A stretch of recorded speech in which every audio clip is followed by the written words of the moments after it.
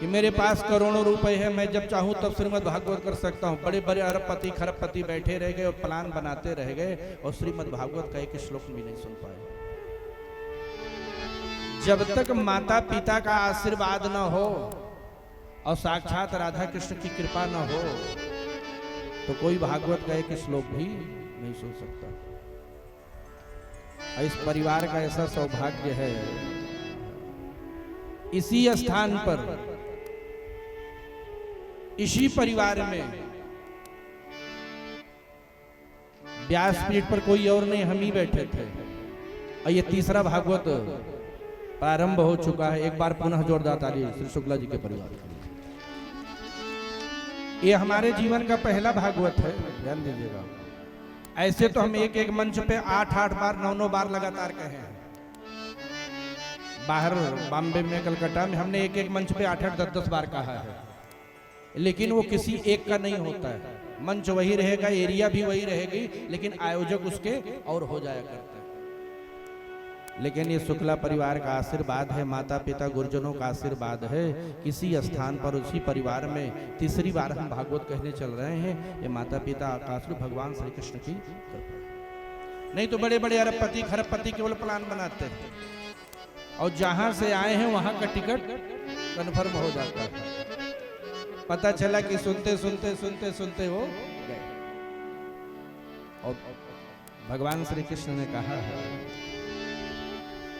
स्वर्गे सत्ते च कैलासे वैकुंठे नास्तयं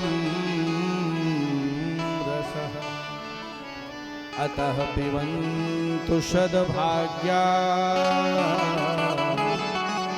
मामुञ्चित कर्हिषि। अगर स्वर्गाधिपति ये चाहें, वैकुंठ के वासी ये चाहें,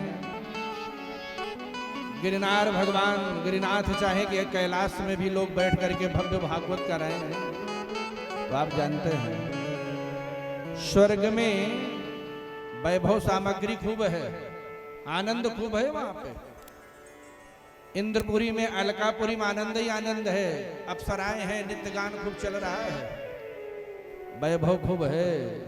लेकिन वहां श्रीमद् भागवत का एक श्लोक भी, अगर उनको श्रीमद् भागवत सुनना है तो उनको भी मानव तन लेना होगा और मृत्युलोक में यहाँ जन्म पाना होगा।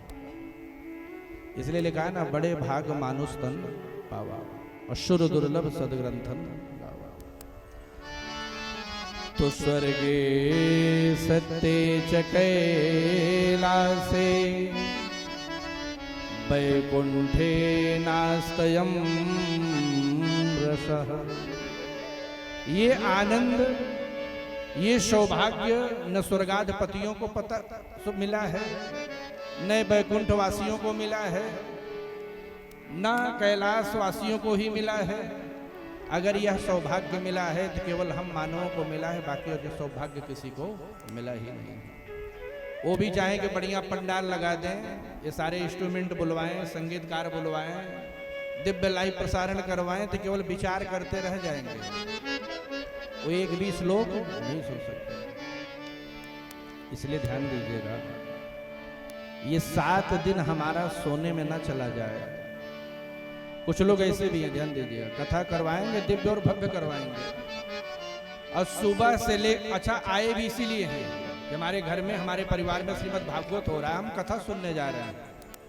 या आज तक किसी ने कहा कि हम कथा करवा रहे हैं, घूमने जा रहे हैं? नहीं, हम कथा करवाने जा रहे हैं, कथा सुनने जा रहे हैं। तो सुबह से लेकर के 4 बजे तक यहाँ रहेंगे, और जैसे ही 4 बजेगा कोई काम याद आएगा और जंगीगंज और गोपीगंज चले जाएंगे, और जैसे ही 7 बजेगा फिर काम पूरा करके यहाँ, अरे गुरुजी आज बड़े व्यस्त हो गए, काम में चले गए थे। आप काम में नहीं गए थे, वो आपके जीवन का दुर्भाग्य है कि यह अमृत आपके सौभाग्य में मिला नहीं। इसलिए सबसे स्नेहवत प्रेमवत ये भाव है कि जो भी काम करना हो सुबह 6 बजे से लेकर के 4 बजे तक उसको पूरा कर लीजिए। 7 बजे के बाद जो काम करना उसको पूरा करिए। भागवत भागीरथी आपके घर तक चल करके आ चुकी है और उसके बाद भी इसमें आप डुबकी नहीं लगा पाए, गोते नहीं लगा पाए, तो केवल जीवन में पछताना ही पछताना होगा कि भगवान सब कुछ तो हमें सुलभ हो गया था, प्राप्त हो गया था, लेकिन उसके बाद भी इसमें हम डुबकी नहीं। हमने कई लोगों को देखा है तो हम मुस्कुरा देते हैं कि नहीं नहीं भाई काम तो करना ही होगा ना। तो कई बार हमको भाई ऐसा नहीं कि गुस्सा आ जाता है, लेकिन कई बार हम भी ऐसे होते, बताओ तुमको जो भी काम करना वही 4 से 7 नहीं करना होता। अब क्या बताएं महाराज, अपने घर भागवत होता है तो नहीं सुन पाते हैं लोग, काहे नहीं सुन पाते हैं? आप लोग भी तो बैठ के सुन रहे हो ना। लोगों को बहाना चाहिए।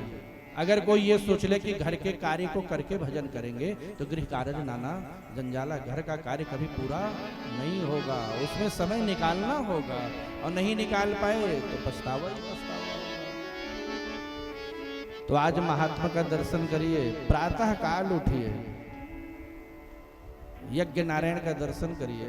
बात रुपया पैसा से नहीं है, कुछ मत चढ़ाइए तो एक पुष्प ही चढ़ा दीजिए वहां ले जाकर के,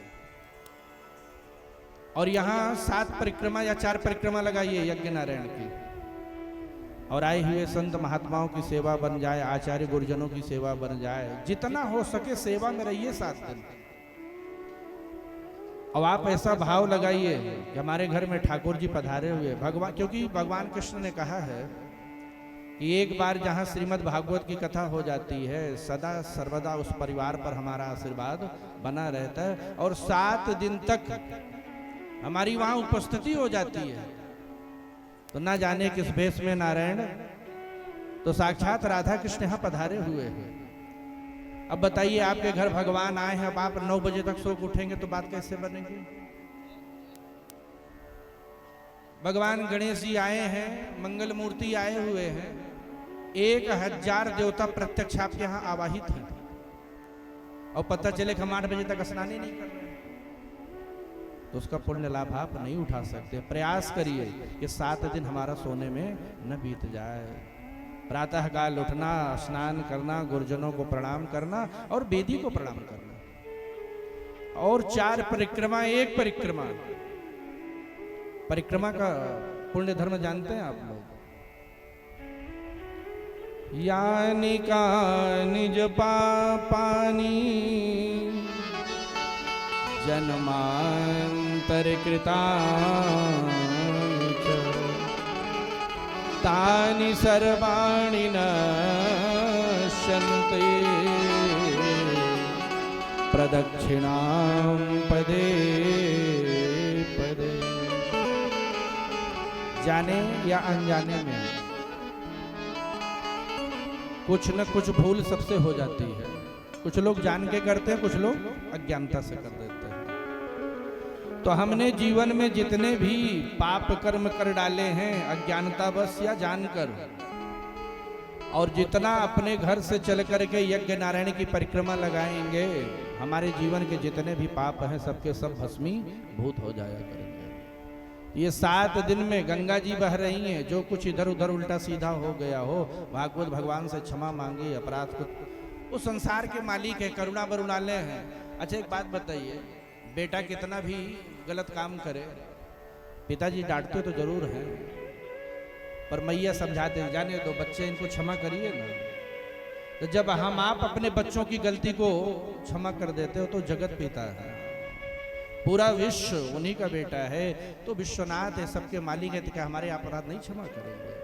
तो यज्ञ नारायण की परिक्रमा, भूल चूक क्षमा मांगना, आचार्य गुरुजनों का दर्शन करना, और पत्रम पुष्पम फलम तोयम, कुछ नहीं तो 1 पुष्प ही ले जाइए भगवान को अर्पण कर दीजिए, नहीं तो कुछ फल ही लेकर के जाइए भगवान को अर्पण करिए।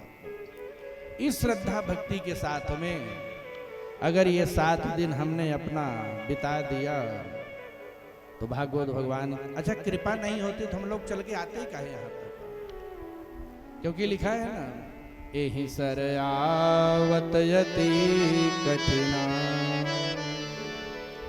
और आए हैं तो राम कृपा बिनु, वो साक्षात ठाकुर जी की कृपा हुई तब आप लोग आकर के कथा में बैठे, नहीं तो मन कहीं व्यग्र होता और यहां से वहां कहीं और चले जाते।